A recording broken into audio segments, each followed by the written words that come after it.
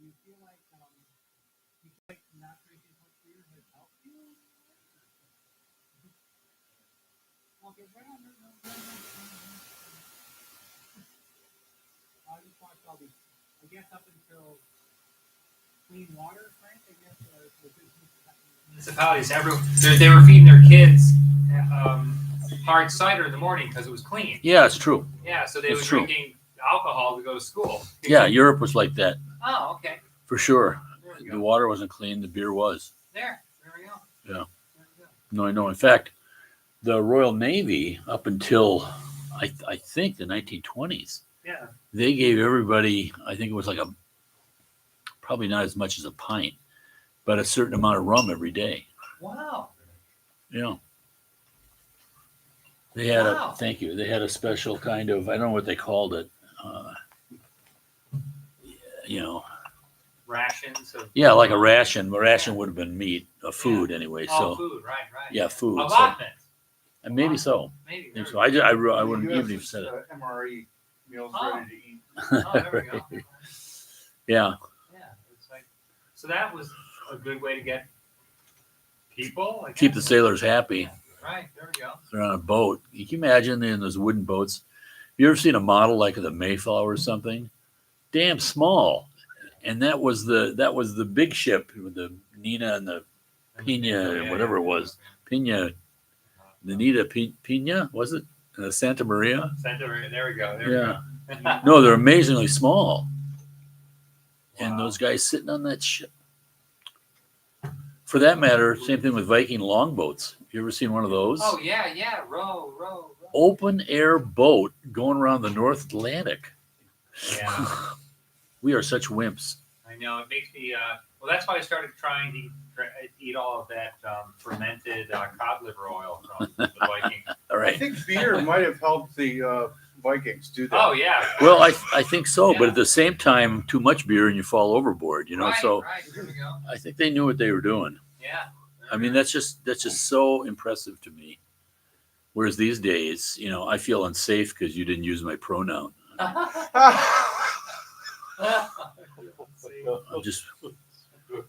We're live, so no swearing. All right.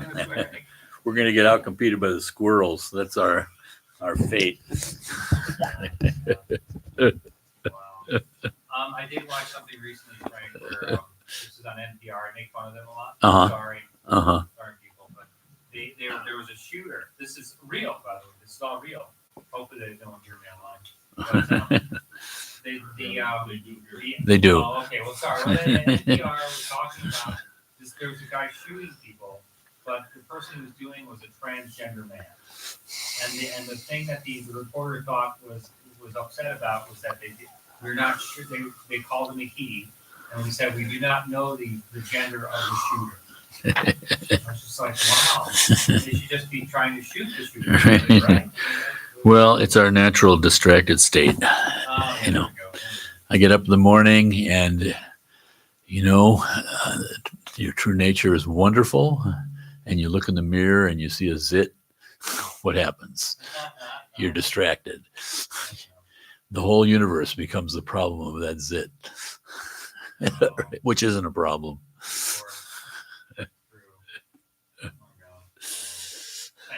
Yeah. All right, so welcome tonight. Kempo is out of town for 3 weeks. So normally our Thursday night, as you know, is sort of a discussion of what the teachings on the jewel ornament of liberation had been the previous Sunday.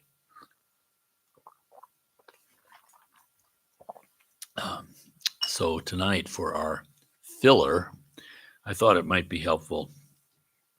I'm working with Thinley Norbu Rinpoche's book, A Cascading Waterfall of Nectar. And this is a commentary on the Dujum Tersar Nundro. Dujum Rinpoche was his father. And, traditionally the Nyingma did not have like a head lama. Like many people think the Dalai Lama is the head lama of the Gelugpa, but he's not actually. He actually is the head of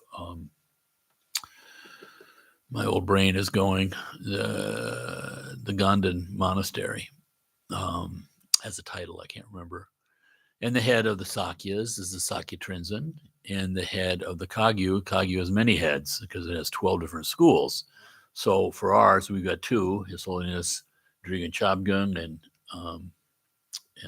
Chetsang and Chetsung Rinpoche. Obviously, in the Karma Kagyu, the Karmapa, and then there are others. So they have all these different heads. The Nyingma never had a head. It was so completely dispersed and decentralized. But with the conquest of Tibet and the refugee status, I think it was the Dalai Lama who spoke to the Nyingma Lamas and said, it would be helpful to have someone as the head of this for our survival. And so I don't know how it happened, but it ended up as Dudjom Rinpoche as being head of the Nyingma. Quite a remarkable figure. I didn't bring it with me, but he wrote this history of the Nyingma lineage, which is like a 1,000-page book, and just remarkable. Nonetheless, his son, Thinley Norbu Rinpoche, tremendous Lama. He's passed away not too long ago. And wrote many books, several books anyway, but this Cascading Waterfall of Nectar is his commentary on the Nundro. So the Dudjom Tersar Nundro was discovered by the previous incarnation of Dudjom Rinpoche. I'm not exactly sure, but Jigme Lingpa, I'm not sure. Don't quote me on that. But nonetheless, it's a rather recent kind of Nundro. I think it was a discovered text like a Terma, which means the blessings are very close to the source. That can be a very helpful thing. And he wrote this commentary. And I was just blown away by this commentary because, the whole thing is just incredible. But especially the way he starts out. Because, most of these books, when they're talking about Nundro, it starts out kind of like from the bottom up, so to speak. It starts talking about the precious human birth, where we find ourselves, and the four outer Nundro is the four thoughts that turn the mind to Dharma. Then the inner Nundro starts with refuge and proceeds, this complete overview of the Buddhist path, sutric and tantric. And there you go. Nundro itself means go before, and it's considered to be the practices that are done before really taking empowerment. Of course, it doesn't quite work out that way these days with the limitations that are put on everyone. If they kept to some of these strictures, well, it's like Garam Rinpoche has taken a risk of not investigating so much the qualifications, the qualities of the student, but giving the Dharma freely. And, you hope for the best. But his commentary, that is Thinley Norbu Rinpoche's commentary on the Nundro, starts out with the two views. Again, it's said that in Buddha's time, there were 360 wrong views.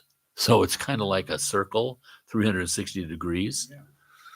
Buddhism is the middle view between these two extremes. So there's the extreme of eternalism and the extreme of nihilism. And for teaching purposes, they said there were 180 wrong views that were nihilistic, and there were 180 wrong views that were eternalist. And of course, this makes a circle, which kind of fits. If you look at this famous tanka that we have, said to have been created in the time of the Buddha, but now you find it on the verandas of every Tibetan monastery. The wheel of life and death, the wheel of samsara. So what's interesting to me is it shows the 6 realms. It shows the Buddhas practicing in each one of those 6 realms. It shows the 12 links of interdependent origination going around the 6 realms. It shows the greed, anger, and ignorance at the center, and everything rotating around this. It shows a Buddha pointing the path, and outside this rainbow path that's sort of outside of all this, not really outside the drama, but the outside the appearances, but not entangled with the appearance. So this thin path of light that gets bigger and bigger and exposed to be the 5 colors of the rainbow, going up to the Buddhas, like Amitabha's Pure Land. All of this display of this is on a mirror. And this mirror is being held by, looks like a demon, but it's actually a wrathful form of Chenrezig, the Bodhisattva of compassion. So this stuff is the stuff that we have to work with. And the fact that it's a mirror shows you that it's reflecting your own inner mind, the state of it, and thereby is pointing out the way to purify this. It's not trying to change that outer existence, but rather you change the inner mind, which projects that outer existence or sees reality through this lens of a stained ego grasping. The fact that it's a circle is interesting to me too, because a mandala is a circle.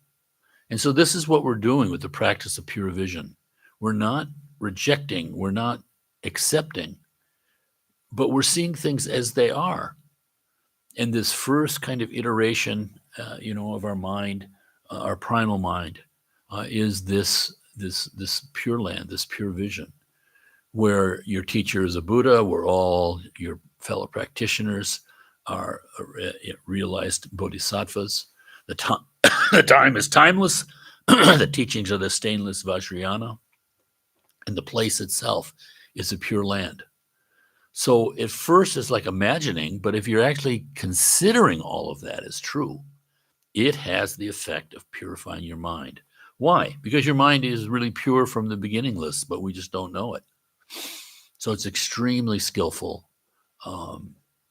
but obviously takes confidence and faith. But the good thing is that confidence and faith doesn't have to be something that, well, either I have it or I don't. It's not like that. Faith is developed. And how is faith developed? Because faith in Buddhism, Shraddha, I think, in Sanskrit, is more akin to confidence.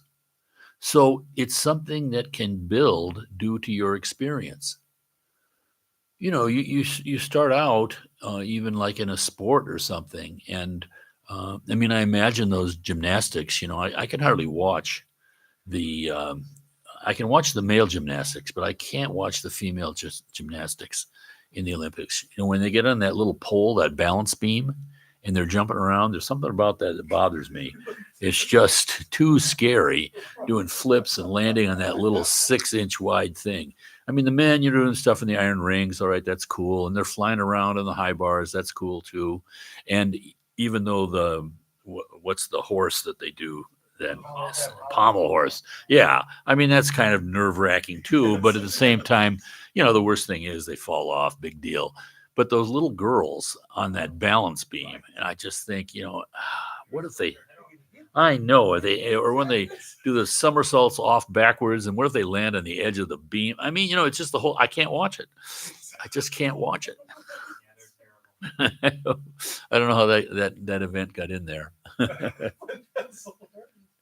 And now my old brain, I totally lost my train of thought. Where were we going with this?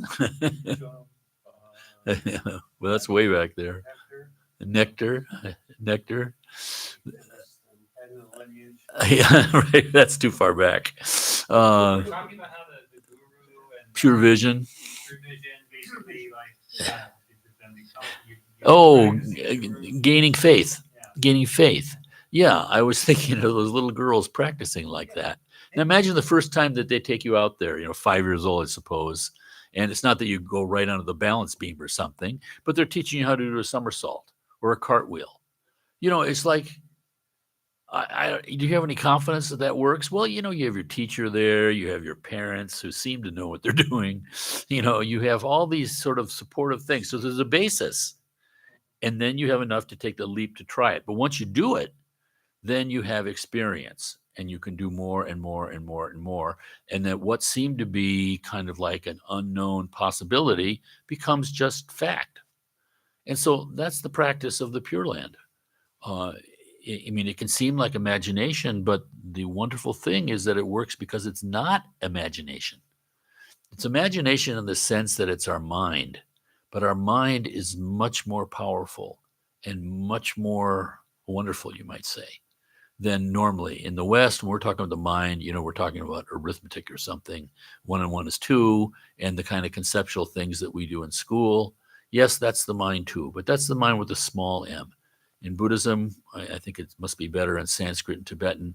They have this precision of their language, which English doesn't necessarily have, because we haven't developed in this dharmic kind of way. But my point is that faith in Buddhism is not, the English word faith has baggage with it, so to speak, and we have natural associations with it, but it's in a very eternalistic kind of way. Someone with great faith in our culture seems to be somebody who has total belief in something that's beyond understanding. Whereas in Buddhism, it's building on your actual experience and knowledge. And so you have faith, but it's a reasoned faith. It's not a blind faith. It's a practiced faith. And you can see that in your own life in different aspects, because, you think of a faith that parents have in a child. Child can have all sorts of problems, but at the same time, there's been this natural experience from birth, and just the effort of supporting the child, teaching, guiding the child, just living with the child, having to put the child to bed, having to wake up when it's sick, all these things. So you're building this kind of just the experience of just ordinary doing. And that means that the child is not easily abandoned, because you've built a habit in the mind. And again, when we say habit, we tend to downplay the power of that word. I have a habit of this, habit of that, habit of this. Yes, but we see things in such a shallow way. Whereas that habit, that training of the mind, is the key. And what is incredible about the Dharma, I've come to see that even all the things that we do, even when you're not focused, but here you are at a Dharma center and whatever it is, this is building like momentum in the mind. And this is extremely important, because, the mind goes where the momentum is. Not that there can't be diversions from that, and it's still, death and birth are a precarious thing. But this is the great, I think, just one of the great blessings of the Dharma, is that it has so much activity and so many symbols and so many colors and so many teachings and so many things to do. And so even the things that don't seem of a particular interest, like for me, were like Torma in the beginning. They were just like completely alien kind of things.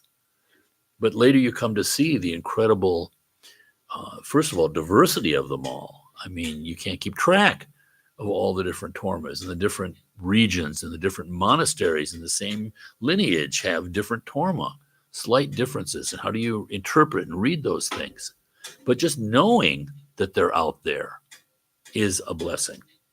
So you start having a more stable kind of confidence. And that's really good, because then you're not looking for things to go wrong as an excuse to let you to do, I don't know what, stop doing or something. But instead, we're just on a path. We are in a process, and it's the easiest thing in the world. You just keep doing the process. Sometimes you're alert, sometimes you're not, but you got the basic teachings. We need to be mindful of what we're doing, whatever it is, on or off the meditation mat, and we need to be aware. That's all it is to it. Eventually, that awareness takes over the mindfulness. You don't have to be mindful anymore, because you are aware. And then the awareness, you can say, goes deeper, deeper, deeper, broader, broader, broader. So he starts out with the two truths. Not the two truths, sorry, the two views, the views of eternalism and nihilism. And it took me, I don't know, it must have been 30 or 35 years before I really came across this, which is kind of embarrassing to admit. But, it is what it is. So I wanted to read just a little bit of this, just a little to touch on it, to show you just, and he goes on for this. Let me see.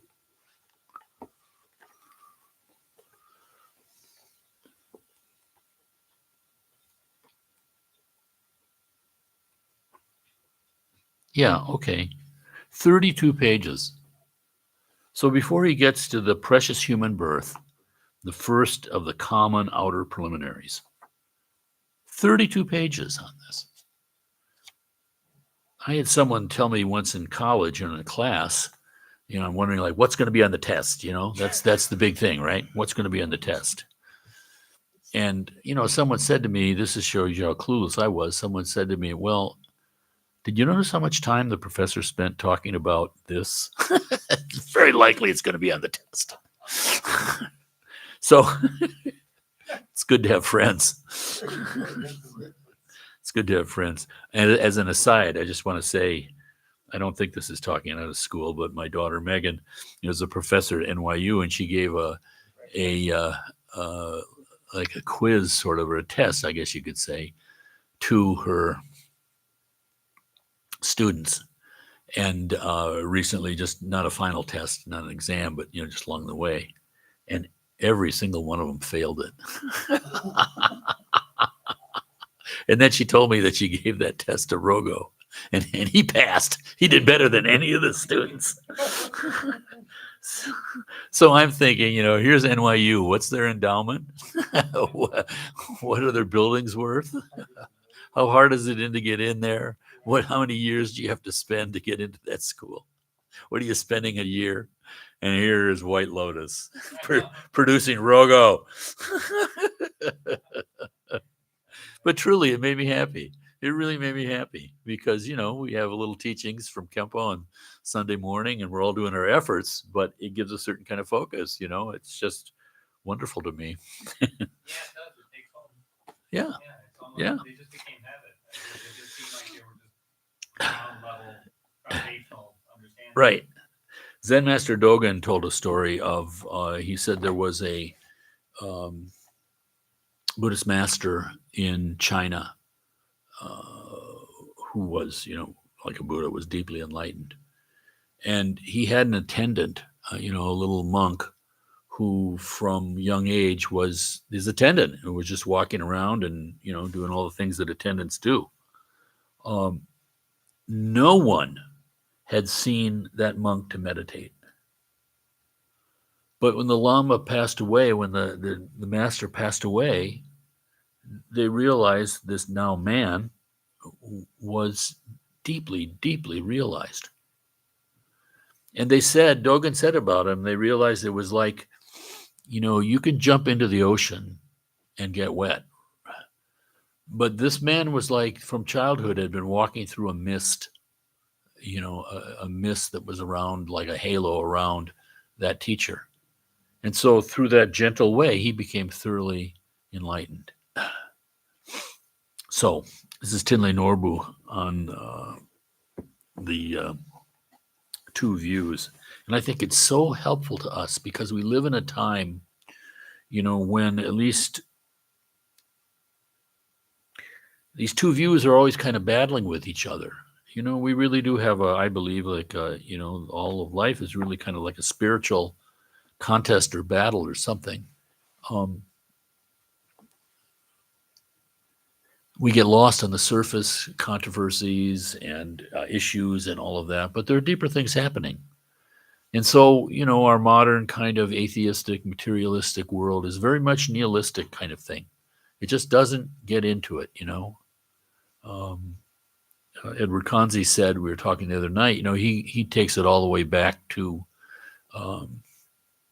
England, the Sorbonne and Oxford, like in the 12th century, I think. The reigning kind of attitude, philosophy, all philosophies were about ontology, which is the study of reality. But what came along was William of Ockham, and he basically went into what nowadays would be called epistemology. In other words, the study of just appearances. And basically that's what matters, not some deeper kind of thing. It's much more effective just to see what's working right now. And that's fine, except when you abandon the study of reality, there's always some gap there, and you don't really have a full understanding of the appearances unless you know their nature, you might say. So we go from one extreme to another. Who knows where we're going right now as far as the West? There seems to be a lot of changes going on. But the middle way, Kanzi also said in another place, was so interesting that so few people were interested. He was writing in 1961 about this, but he was saying at a time when oceans of academic ink are spilt on some obscure tribe in the middle of the Amazon, and there's all sorts of support for studying that and writing about it and thinking and all these things. Nothing wrong with any of that. But at a time when there's just like hyper kind of interest in some very obscure kind of things. And at the time when the whole world is like trying to find some sort of refuge from the alienation of the modern world, the meaninglessness of it, just chasing around after wealth and status and all these things. He says the whole world is looking for something like Paul Gauguin hoped to find in Tahiti when he just went to Tahiti to get into kind of a beautiful kind of natural life and primitivism with his, intense sort of artistic sensitivities. When the whole world is for that, he said it was always just amazing to him that he couldn't get philosophy departments in Western universities to take any really serious interest in Buddhism, as he said, the Madhyamaka, when that's where the answer lies. So it's a strange thing. I mean, it's obviously karmic. I mean, you look at your own life. What caused you to somehow be interested? Certainly to be committed. I mean, what is it there that's happening? Because it happens to us just naturally, it fulfills something. Whether it seemed accidental or purposeful, it doesn't matter. When you find yourself in this situation, what is it really? Deeply, it's a mystery. And the other thing is that what's happening to us seems natural and ordinary, nothing special, right? There's this example of, you might have some sort of financial genius as far as like a stock picker or something living next door to you.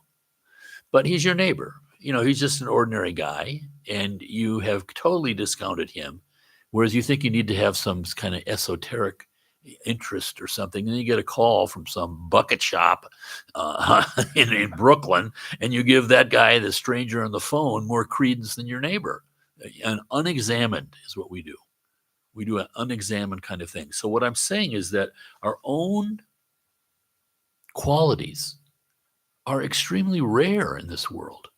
People who come in contact with Buddha, people who come in contact with Buddha with any kind of credence, people who come in contact with any kind of credence and then some degree of faith, and then further with practice, who put up with difficulties in the purifications. So because it's happening to me, it just seems like ordinary, this is nothing special, but we project our kind of understanding and attitude onto others. And people in the street, you think, oh, I just have to tell them about this. This would be wonderful. Or they're actually thinking the same as me. But you never really know. You don't know. People are a mystery, truly. So. Kenzie Norbu is his son? That's right. Yeah. Yeah. This is Dzongtsar Khyentse's father. Right. Isn't that amazing? That kind of builds confidence too, doesn't it? Yes. When you see that 3 generations there, I think about America and our kind of wealth accumulation. It's a well-known kind of pattern that you have some sort of pioneering type who is really brilliant in their own way and makes some huge fortune. And then right. And they've done this tremendously creative thing and all this wealth. And then their progeny are the ones who are getting involved in philanthropy and stuff like that. So they're highly educated, highly respected, and they're basically giving the money away or managing it one way or the other. But then those kids are the ones who are 18 years old and snorting cocaine and driving around in a big speedboat out of Miami.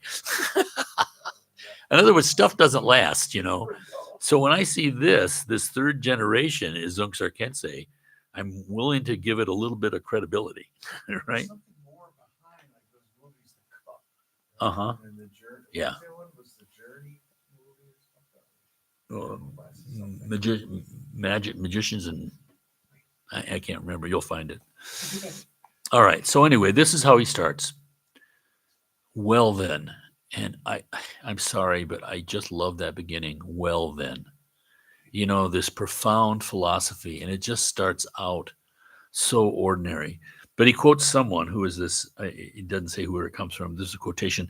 Philosophy is characterized by making categories, but synthesizing into the essence as upadesha. And upadesha, manak in Tibetan, means pith instructions from the guru. So philosophy, characterized by making categories, it splits the world into a million different categories. But synthesizing all of those philosophies into the essence is upadesha, is the pith instruction of the guru. Philosophy is characterized by making categories, but synthesizing into the essence is upadesha.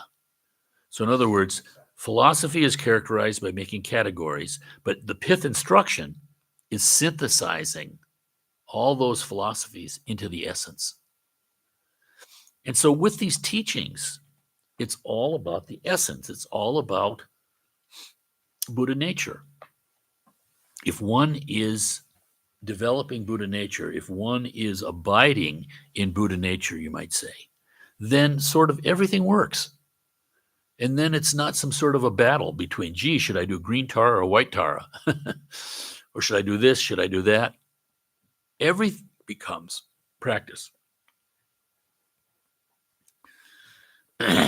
So again, this is Thinley Norbu Rinpoche now. He says, thus it is said, without following the tradition of philosophy, avoiding elaborations of describing many divisions and categories, this explanation that he's writing right now is given like a cascading waterfall for the benefit of all new practitioners, according to the tradition of Upadesha, in a way that is easily understood.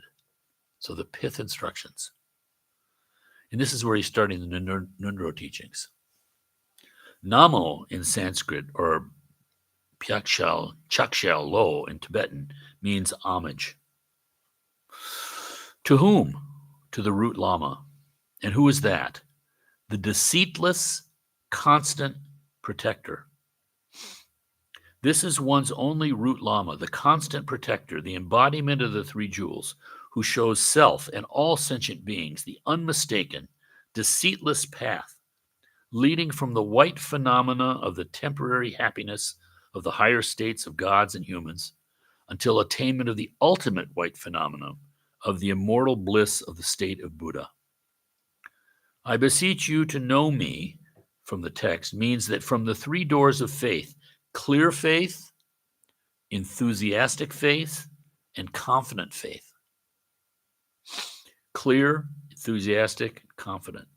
One requests to be held by the great kindness and compassion of the root Lama, praying from the heart.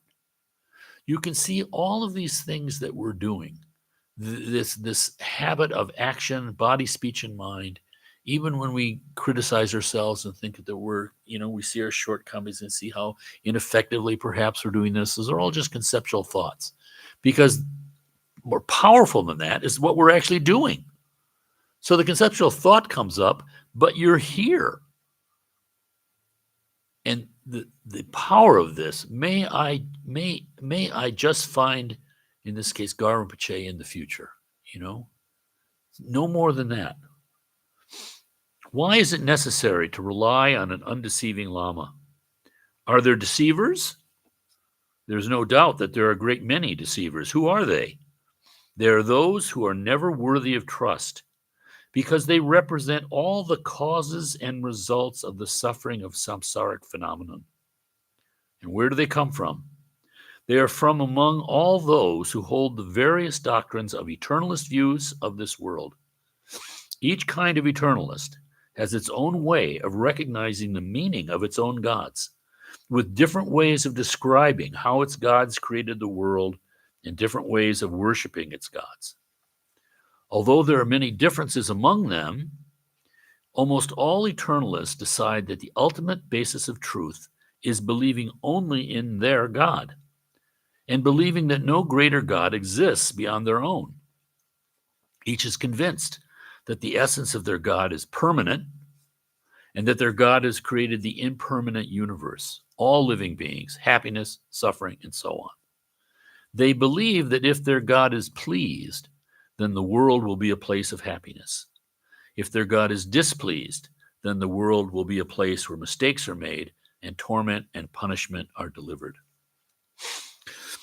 To examine this logically, according to Buddhist theory, if the essence of a God who created the world were permanent, unchanging, and enduring, it would be impossible for that God ever to perform actions to benefit or harm the world.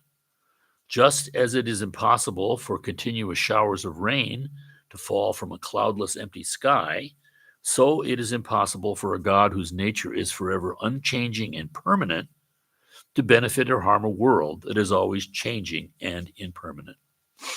One might ask, if, according to Buddhist doctrine, the state of holy Dharmakaya is permanent, then how can the form bodies, Rupakaya, manifest from that?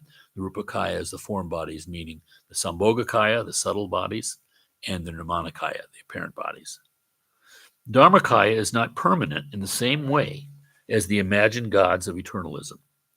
Buddhism does not focus on or define a particular permanent God. According to the Buddhist view, the emanations of the Rupakaya occur from the permanent, uncontrived nature of Dharmakaya, which is always inconceivable openness. No particles of substance exist in Dharmadhatu, space of phenomena, which is perfectly pure and completely beyond the limitations of the two extreme views of eternalism and nihilism. The nature of Dharmakaya is the essence of Rupakaya, and Rupakaya is the inexhaustible self-manifestation of Dharmakaya.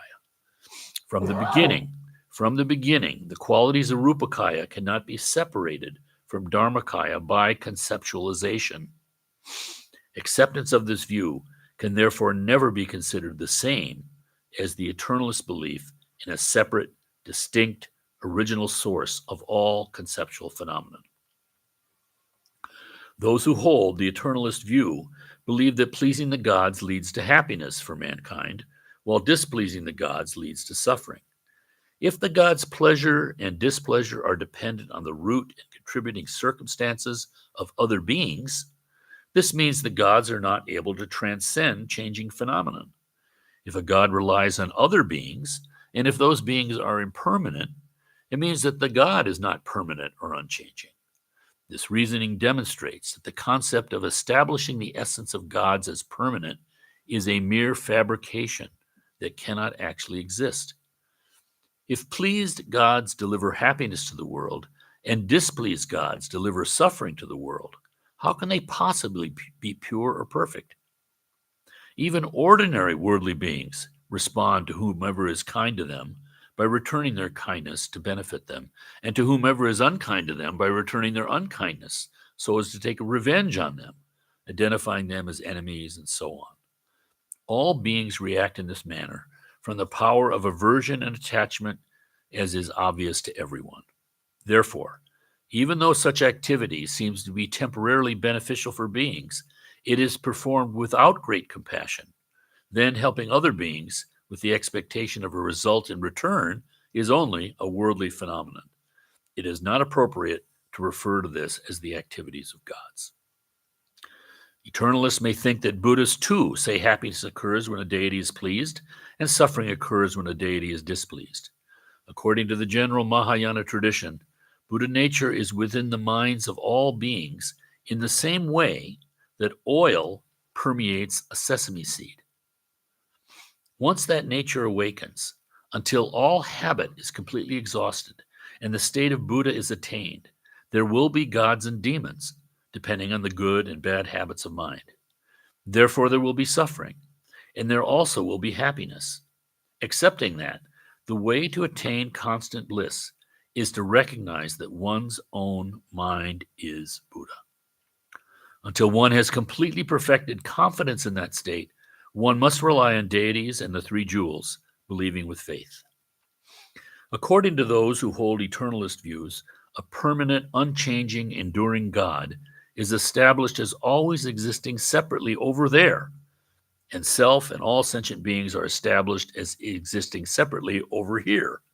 So eternalists are always trying to make a connection between gods and sentient beings without having any basis of a point of view that would enable this to occur. From a Buddhist point of view, trying to create this connection with externalist beliefs is like hoping for water from a mirage. It is not like that.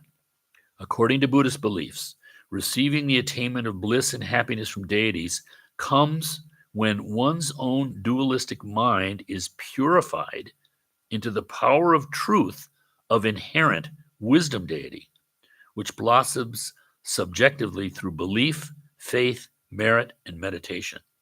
Finally, inherent subjective deity unites in soul non-duality, which is called the result of the fully enlightened state, without falling to either objectivity or subjectivity.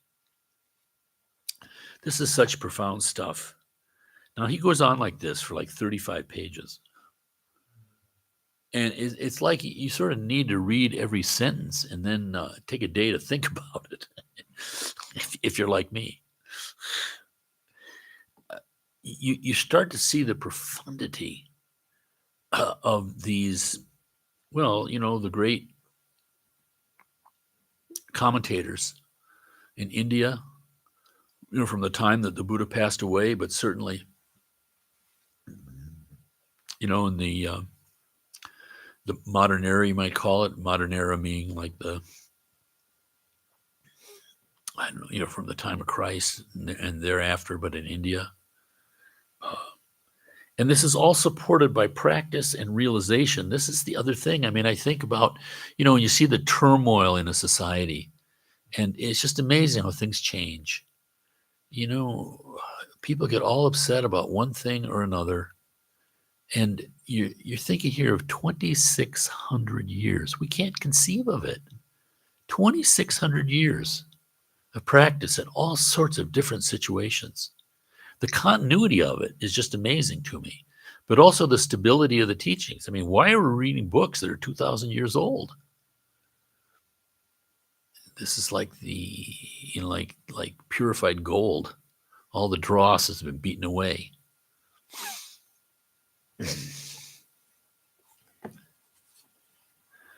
The immeasurable quality of this state is not known by any egoism concept. It is forever wisdom body, wisdom mind, and wisdom pure land, knowing by an omniscient, stainless knower, but not known by any concept. It is inconceivable phenomenon. This is different from the idea of a permanent, unchanging, enduring God who exists separately and who presents gifts, like one person giving a gift to another person. The same way the experience of suffering actually comes from the reflection of negative habit, which comes from one's own deluded mind. There is no particular enemy or demon who comes from elsewhere to impose harm. Therefore, according to Buddhist tantric teachings, everything taught about deities, benefiting and harming, is explained simply as the manifestation of one's own pure and impure mind appearing to itself. Like the doctrine of the eternalistic view, whatever phenomenon appear, including the entire universe and sentient beings, happiness and suffering, and so on, are thus not the creation of any god, nor do compassionate Buddhas and male and female bodhisattvas ever punish sentient beings, as in the eternalist way of thinking. And so it allows you to relax, in the practice. There's not some angry Buddha who's going to harm you. Now he gets into the other side, the nihilists. He says, nihilists, on the other hand, do not believe that all the phenomena of life come from root and contributing circumstances, thinking instead that everything just happens, like mushrooms suddenly springing up in a meadow. Nihilists only accept root and contributing circumstances that occur within substance, and only believe in what their senses experience within this momentary life. They believe that mind ceases at the time of death, that there are no previous or future lives, and that there is definitely no karma of cause and result. In contrast to the nihilist view, just because one cannot see something does not mean it is non-existent. For example, a blind person cannot see, but others with clear vision can see. If something is unheard, it does not mean that it cannot exist. For example, a deaf person cannot hear, but others with a clear sense of hearing can hear. So even if an object is unseen or unheard by some, it can still exist and be known by others. Although Buddhists do not accept the eternalist view that all appearances are created by gods, many sublime beings have nonetheless affirmed that eternalism is much more optimistic and positive than nihilism. The eternalist belief in a God gives them a positive goal, and through believing, they can ultimately find enlightenment. Even though their point of view is different from Buddhism, since eternalists are believer, their belief can someday cause their Buddha nature to open and they can believe in Buddha. Among humans, nihilists are the most pitiful because without belief, there is no hope of stepping towards positive phenomena in the future. Even so, it cannot be denied that nihilists will be reborn within the realms of cyclic existence, since they have continuous mind and its habit. Since theirs is not a positive spiritual habit of belief, they must unavoidably follow the karma created by their disbelief. The positive potential of their Buddha nature and spiritual qualities of mind may remain dormant for many lives, so that it may take many eons for them to realize their Buddha nature. According to the Mahayana, it cannot be said that nihilists always remain nihilists or eternalists always remain eternalists, because they can change through the influence of previous positive karmic connections, prayers, or blessings. Even inexperienced Buddhists can apostatize due to their previous nihilist habit of only expecting material answers, so that from a lack of experience and practice, when they do not get material answers, they give up. This shows that dharmata has not been realized. Sometimes beings who are misdirected as nihilists can gradually or suddenly rekindle the root circumstance of Buddha nature through contributing circumstances, such as spiritual teachers, and can step towards the path of enlightenment. All beings have the potential to transcend the limitations of nihilism and eternalism and to attain enlightenment. According to the tradition of Buddhism, until the continuity of dualistic mind is purified in a non-dual, unending wisdom awareness, there will be past and future lifetimes and karma and karmic results that unavoidably arise from mind through interdependence. The omniscient Rongzompa said, "Those who hold the view of eternalism believe that the great God Brahma is permanent. Powerful gods are permanent. Ego is permanent. The nature of the elements is permanent, and particles of substance are permanent. From those beliefs in permanence, they claim that the impermanent world is compounded. They say that gods are permanent, but can create phenomena that are impermanent. Those who hold the nihilist point of view believe that there are no karmic causes or karmic results, and that there is no need to do anything in a spiritual way about believing in practice, worship, prayer, be reborn in a pure land, or enlightenment, because there is no thought of what is beyond the appearances of this momentary life, because there is no special quality to gain from the effort of activity. All of these various views are synthesized by Buddhism and are called worldly views, because without giving up the view of a personal I or an existing self, there is no power to transcend the world. In this way, one always goes under the blanket of attachment to ego, so that negative karma cannot be transformed. Thus, karma cannot be changed, and then the result of karmic life cannot be changed. If one cannot be released from karma and its karmic life, then there is no liberation. This is what Buddhists believe. In Buddhism, the outer and inner aspect of this material world are explained as the characteristics of cause and result that come from interdependent relative truth, agreed on by both the great and lesser vehicles. Then one more verse, and we'll conclude. All aspects of this outer and inner material world were not created by gods, were not made by a doer, have not occurred naturally, have not occurred without a cause, and are not changed by time. They only occur through the characteristics of the root and contributing circumstances of interdependent relative truth. Cause depend on result. Result depend on cause, not occurring independently. Whenever root and contributing circumstances join together, then there is a result. If root and contributing circumstances do not join, then nothing occurs. It is impossible for root circumstances to be obstructed. They only depend on the arising of contributing circumstances. So when the passions and karma and their suffering are all transcended, including one's own skandhas without anything remaining, then one attains the space of enlightenment. Thus, that is the Buddhist belief. One footnote. We cannot practice until we understand what nihilism is, what eternalism is, and what Buddhism is, and recognize the differences between them. If we do not understand these distinctions, it's like shooting arrows in the dark with no target.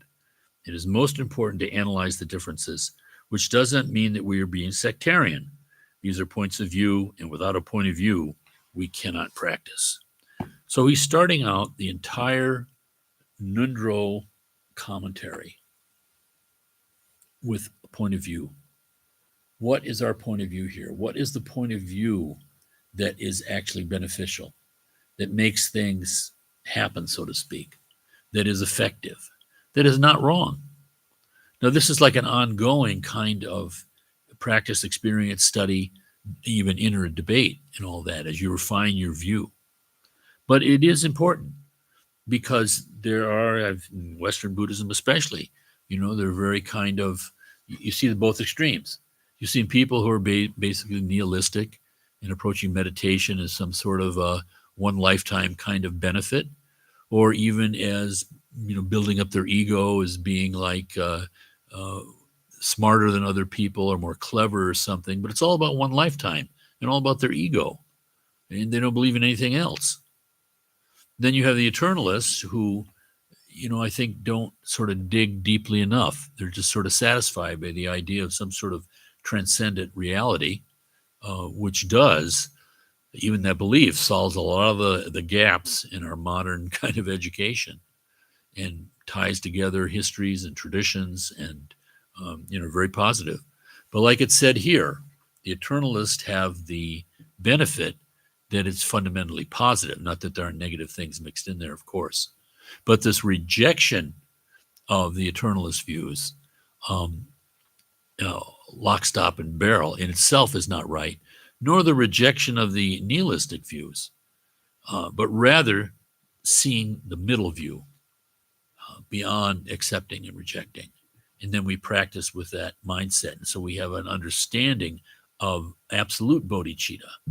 And then we have greater appreciation for the relative conventional bodhicitta, because that is the ultimate experience as we experience it right now. So I just wanted to heartily recommend this book to anybody who wants to go through those 35 pages on the two views.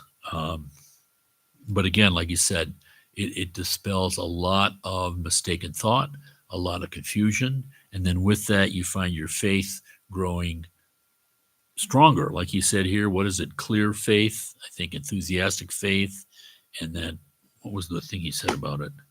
Enduring faith or something. Let me see if I can find just that again, because I thought that was very helpful.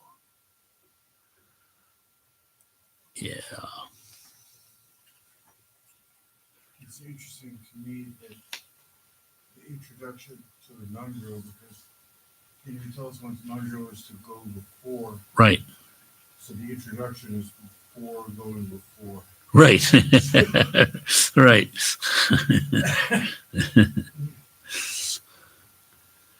Well, I'm not finding it. I read it, but nonetheless, we'll come across it again, I'm sure. Is that an out of print book? I don't know. Yeah, you can Check it out. Thinley Norbu, the cascading waterfall of Yeah, hold it up at stomach stomach level. level. You're on camera. Stomach level is getting bigger and bigger all the time. Wait, is that eternalism or?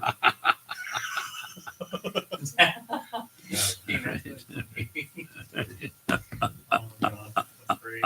So anyway, just introduction like that. You know, I often think of kind of the challenges for like a Tibetan Kempo. Really, you know, you have this, you know, this foundation in the teachings. You know, you grew up with it.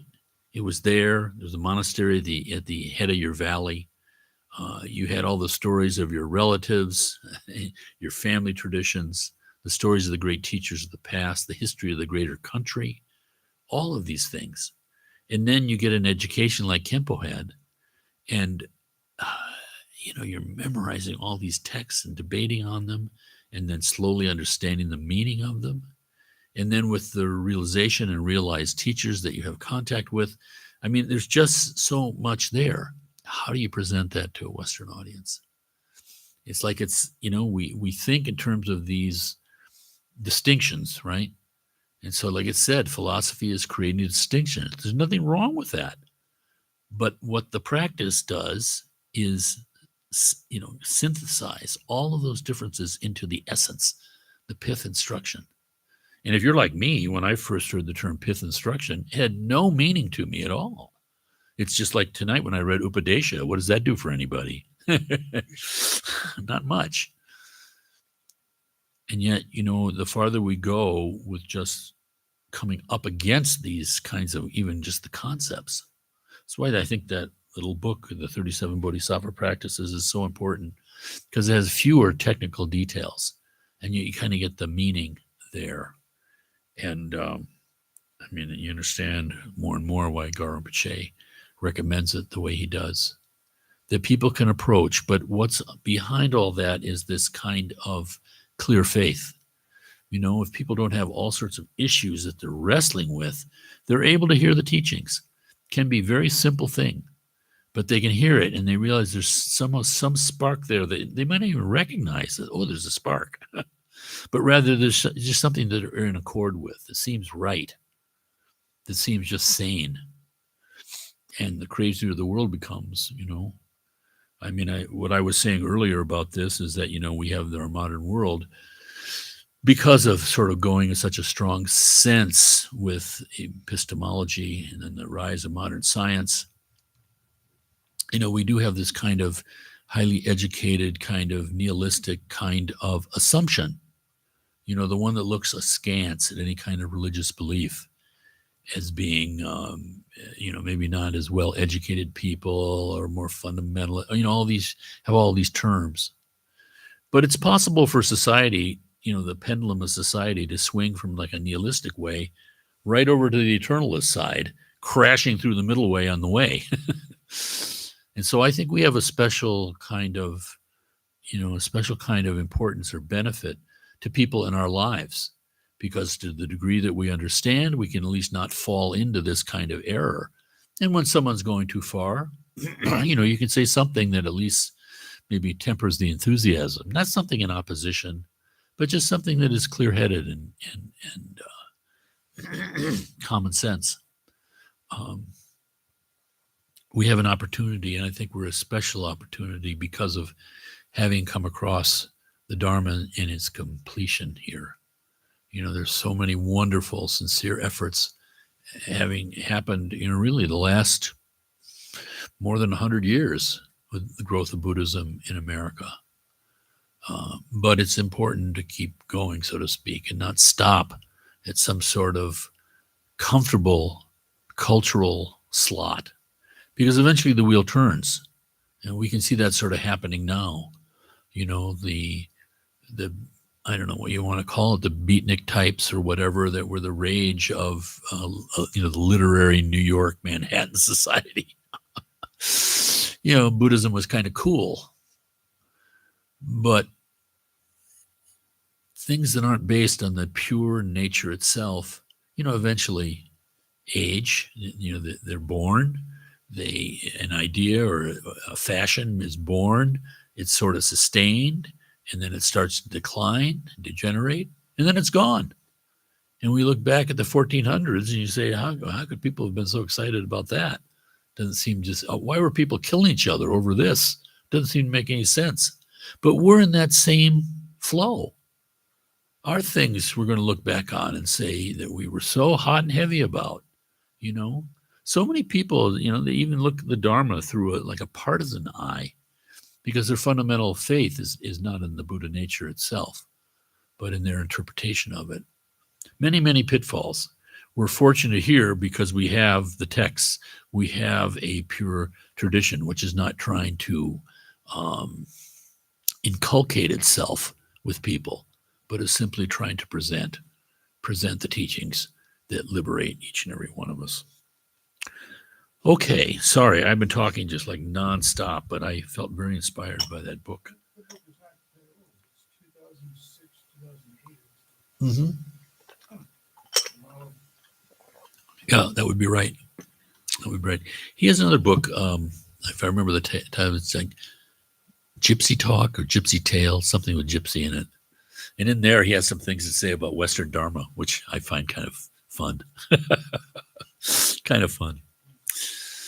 All right. Magic Dance is a wonderful book, too. He's remarkable. See if we can do a dedication.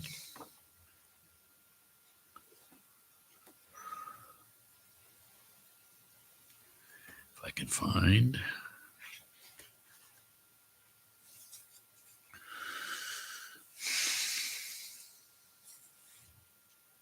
Pino came here to do it. He was connected with it. Yeah, Penna Rinpoche was then, when Dudjin Rinpoche passed away, they made Penna Rinpoche the head of the Nyingma. Yeah.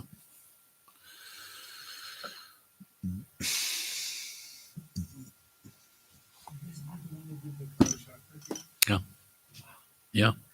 I know. We're exceptionally blessed. We don't even know it, because again, I mean, speaking for myself, I didn't know any Tibetan names.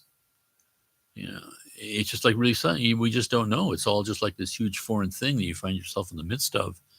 And then you realize it's really not foreign at all, but from outer appearances, the ordinary person who comes in here on a Sunday, never been here before, like Christian people are a little afraid. What are all these deities? It's hard to collide. Right. And the nihilistic, the atheist type think, well, this is all just bullshit, How do you find the middle way? Right, exactly. I'm going to try that for speed. That's why Zuravka is so beneficial here, because she has that kind of experience and coming from the point, like she said, she just, the first time she met Garchen Rinpoche, I mean, she didn't quite understand what the interest was. So it goes. We dedicate the merit from this evening, the sharing together, the reading, the contemplating, and the meditation, the mindfulness and the awareness with all motherly sentient beings. May each and every one come to realize his or her true nature, abide in that nature, liberating all forever. Svaha. Okay, thank you, everyone. Thank you, Frank. Yeah. Yeah. Frank, I really enjoy seeing you close your eyes and just start to go, like, speak. It's fantastic. Thank you. These were travelers and magicians. Travelers and magicians is other. That's it. A blessing. Right. And let's see, Hema, sing me a song while I